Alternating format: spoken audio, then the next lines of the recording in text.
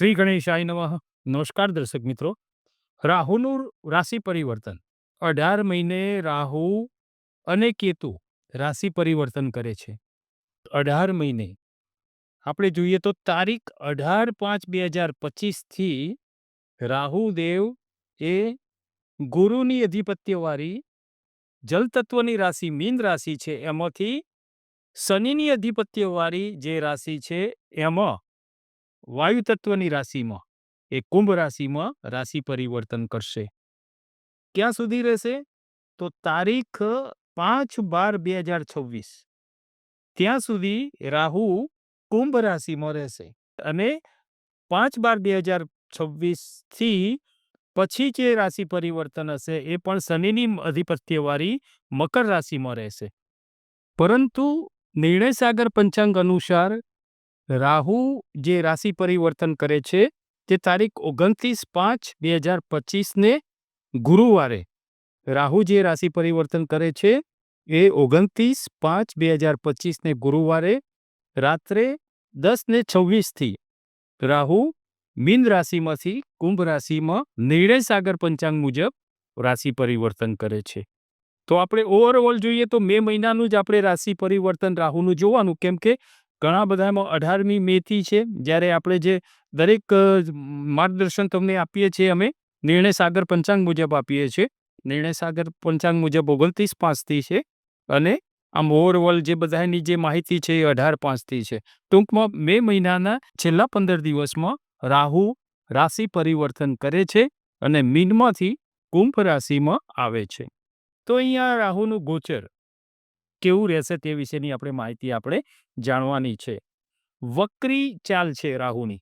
પહેલા રાહુ વિશેની થોડી માહિતી લઈ લઈએ અને પછી આપણે રાશિ પ્રમાણે જોઈએ કે કેવું કોને ફળ આપશે.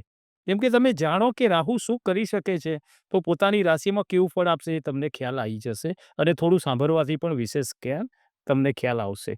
રાહુ કોઈ દિવસ માર્ગી નથી બનતા, આમ સીધા નથી ચાલતા, પાછા જ ચાલે છે. એટલે એવું કહેવાય જ્યોતિષની ભાષામાં કે રાહુની વક્રી ચાલ હોય છે. રાહુ એ છાયા ગ્રહ છે. રાહુ અને કેતુ એ છાયા ગ્રહ તરીકે એ દેખાતા નથી, પણ એની અસર હોય ને એ અસર જોરદાર અનુભવાય છે.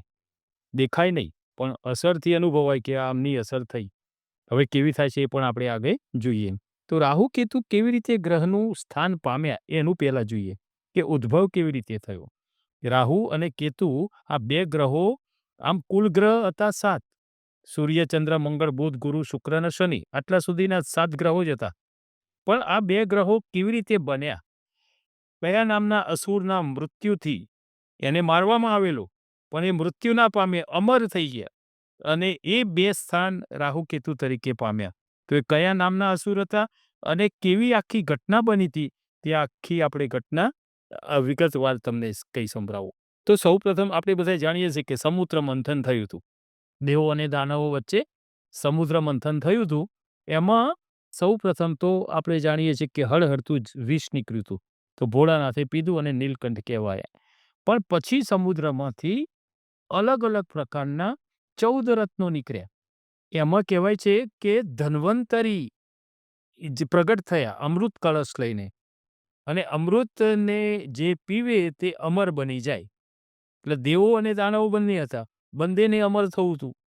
પણ વિષ્ણુ ભગવાન જાણતા હતા કે આ દાનવોને, અસુરોને અમર કરાય નહીં, એટલે એમને દેવોને પીવડાવવા માટેનું એમને શું યુક્તિ કરી? મોહિનીનું સ્વરૂપ ધારણ કર્યું. તો અસુરોમાં એક અસુર હતા, એમને ખબર પડી ગઈ કે આ તો દેવોને પાય છે અને અમને તો ખાલી એ થાય છે. તો એ કયા હતા?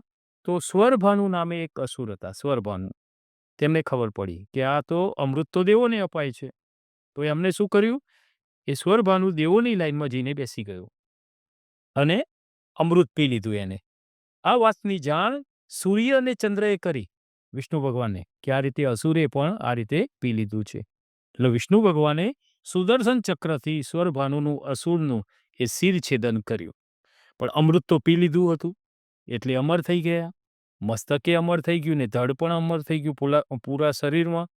એટલે મસ્તક રાહુ તરીકે અને ધડ કેતુ તરીકે ગ્રહોમાં સ્થાન પામ્યા. તો આ હતી વિગતવાર રાહુ અને કેતુનો ઉદ્ભવ કેવી રીતે થયો, આ બે ગ્રહ કઈ રીતે થયા એની વિશેની આપણે માહિતી પહેલાં જોઈ. જે પહેલા 7 ગ્રહો આગળ કહ્યું ને 7 હતો ને 7 ગ્રહો હતા અને આ 2 ગ્રહ એડ થયા રાહુ અને કેતુ એમ 9 ગ્રહ દેવ તરીકે પૂજાયા 9 ગ્રહો પૂજાયા. રાહુ કેતુ પહેલા તે કયા અસુર હતા તે પણ આપણે વાત કરી. હવે બીજું જોઈએ તો રાહુની દ્રષ્ટિ જે છે ને જેમ ગુરુદેવની દ્રષ્ટિ હોય છે ને 3 સ્થાન ઉપર 5મી 7મી અને 9મી એમ રાહુદેવની પણ 3 દ્રષ્ટિ હોય છે 5મી 7મી અને 9મી. રાહુદેવથી 7મા સ્થાને કેતુ આવે. કોઈ બી કુંડળીમાં જુઓ ને તો કેતુની 7મા સ્થાને રાહુ આવે ને રાહુની 7મે સ્થાને કેતુ આવે. મસ્તકથી આજ્ઞા થાય તો ધડ એ પ્રમાણે કામ કરે. મગજથી ઓર્ડર મળે ને કે આમ કરવાનું છે, અહીંયા જવાનું છે, એટલે ધડ એ પ્રમાણે આખું પગ ને આખું શરીર એ પ્રમાણે જાય. એટલે મસ્તક જે છે એ રાહુ છે અને ધડ એ કેતુ છે. એટલે અહીંયા રાહુ પરિવર્તન રાશિ પરિવર્તન કરશે, કુંભ રાશિમાં આવશે અને કેતુ પણ આ કન્યા રાશિમાંથી સિંહ રાશિમાં આવશે. એ પણ રાશિ પરિવર્તન થશે. આ રીતે રાહુ અને કેતુનું રાશિ પરિવર્તન છાયા ગ્રહ તરીકે કોઈ દાડો માર્ગી નથી હતા, વક્રી ચાલ હોય છે. બધાય ગ્રહ આગળની રાશિમાં જાય. મેષ પછી વૃષભમાં જાય, મિથુનમાં જાય, કર્કમાં જાય. એમ આ ગ્રહ એવા છે ને કે પાછળ આવે છે. રાશિથી પાછળ કર્કથી મિથુનમાં આવે, વૃષભમાં આવે, મેષમાં આવે. આમ પાછી એ વક્રી એમની ચાલ હોય છે, વક્રી ચાલ. તો હવે આપણે જોઈએ આ અલગ અલગ રાશિમાં કેવી રીતે ફળ આપનારા બની રહેશે તે વિશેની માહિતી. મીન રાશિ અક્ષર દ ચ જ થ. તમારી રાશિથી 12મા ભાવથી થતું આ ગોચર 12મું ભાવ જે છે ને 12મું સ્થાન એ વ્યયનું છે, ખર્ચાનું છે. તો અહીંયા ખર્ચા તમને વધારે આર્થિક રીતે થોડી તકલીફ ઊભી કરે. કેમ કે ખર્ચા વધે આવક કરતાં, ખર્ચ વધે તો તકલીફ પરેશાનીઓ ઊભી થઈ શકે છે. અને આ રાહુદેવ 12મા વ્યય સ્થાને વધારે આયોજન વગરનો અણગમતો ખર્ચો કરાવે. ખર્ચ કરવો કોઈને કારણ વગર ખર્ચ કરવો કોઈને ગમે નહીં. તો અહીંયા અણગમતો ખર્ચ વધે. નહીં ધારેલા ખર્ચા થાય આકસ્મિક.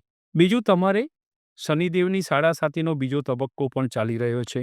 અહીં તમારે નાણાકીય યોગ્ય આયોજન કરવું પડશે. તમારે આયોજનથી ચાલવું પડશે. નાણાકીય રીતે આયોજન તો ખાસ કરવું પડશે. ખર્ચા પર નિયંત્રણ એનાથી જ આવી શકશે. જો તમારી જન્મકુંડળીમાં રાહુદેવ સાથે કોઈ પણ પાપગ્રહની યુતિ નહીં હોય અથવા તો કોઈ પાપગ્રહની દ્રષ્ટિ રાહુદેવ ઉપર નહીં હોય તો તમને તકલીફો પરેશાનીઓ ઓછી જોવાશે. થશે તો ખરી જ પણ એમાં થોડી રાહત અનુભવાશે. રાહુદેવની દ્રષ્ટિ તમારી રાશિથી 4થા સ્થાનેથી રહેશે. અહીંયા તમારે 4થું સ્થાન છે માતા, મિત્ર અને વાહનનું. અહીંયા માતાના આરોગ્યની ચિંતા રખાવે. વાહન ચલાવવામાં થોડું સાવચેતી રાખવાની. ખરા સમયે મિત્રથી પણ અમુક વખતે સહકાર ન મળી શકે એવા યોગ બની શકે. રાહુદેવની 7મી દ્રષ્ટિ તમારી રાશિથી 6ઠ્ઠા સ્થાનેથી રહેશે. અહીં ઋણનું સ્થાન છે. કર્જ વધી શકે, ખર્ચા વધે અને ઋણ પણ વધે. ખર્ચા વધારે થાય એટલે દેવું વધે, લોન લેવી પડે, આવા બધા યોગ બની શકે. ઉધારીથી બચવું, કોઈને ઉધારી આપવી નહીં. ગુપ્ત શત્રુઓથી સાવધ રહેવું તેમજ બીમારીથી પણ સાવચેતી રહેવી. તમારે કોઈ પણ તકલીફ હોય તો યોગ્ય સમય સારવાર લેવી, વિલંબ ન કરવો. બીજું રાહુદેવની 9મી દ્રષ્ટિ તમારી રાશિથી 8મા સ્થાનેથી રહેતા અહીં તમારે કોઈ મોટો નિર્ણય લેતા પહેલા 100 વાર વિચાર કરવો. જેસે થે જેમ ચાલે છે ને એમ જ ચલાવવું. કેમ કે આ મહાદશાનો પણ સમય છે અને આ 12મા વ્યય સ્થાનના રાહુદેવનું આ ગોચર પણ છે. એટલે તમારે અહીંયા કોઈ જીવનમાં કોઈ મોટો બદલાવ નહીં કરવો અને કોઈ કરવો હોય તો યોગ્ય વ્યક્તિનું માર્ગદર્શન લઈને કરવો.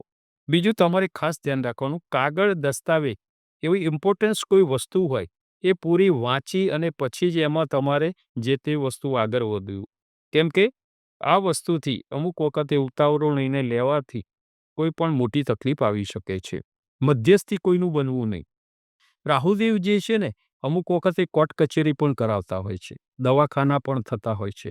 તો તમારે આ વસ્તુના લીધે તમારે થોડી સાવચેતી રાખવી. ઓવરઓલ જોતા 18 મહિના સુધીનું આ કુંભ રાશિમાં થતું રાહુદેવનું ગોચર તમારા માટે ખર્ચાળ રહેશે. ખર્ચ વધશે. આરોગ્યમાં પણ થોડી સાવધાની રાખવાની રહેશે. તમારે હવે મહત્વની વસ્તુ છે ઉપાય. એનો ઉપાય તમારે શું કરવાનો?